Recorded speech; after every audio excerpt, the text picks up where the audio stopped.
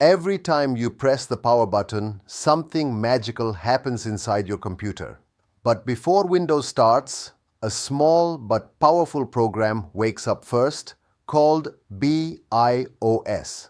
Let's explore what BIOS is, how it works, and why it's so important. BIOS stands for Basic Input-Output System. It is a small program stored on a ROM chip on the motherboard. Its job is to initialize and test the hardware components and then hand over control to the operating system.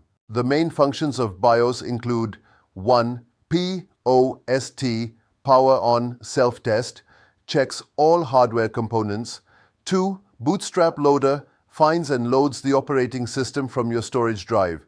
3. BIOS drivers, provide low-level communication between hardware and software. 4. BIOS Setup Utility allows the user to change hardware settings. When you turn on your computer, the BIOS performs a POST or Power On Self-Test. It checks the RAM, CPU, keyboard, and display. If everything is fine, it gives a single beep and proceeds to boot the operating system. If something is wrong, it gives multiple beep codes to indicate errors. You can open the BIOS Setup utility by pressing keys like DEL, F2, or F10 during startup.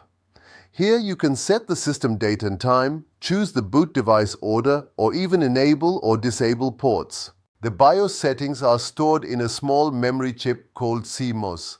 It is powered by a small CMOS battery even when your PC is off, so that settings like date, time, and boot order are not lost. Modern computers use UEFI, Unified Extensible Firmware Interface, which replaces traditional BIOS. UEFI is faster, supports larger hard drives, and provides a user-friendly graphical interface. Let's quickly recap. BIOS initializes your hardware, runs POST, loads your operating system, and stores configuration settings in CMOS. Without BIOS, your computer simply wouldn't know how to start.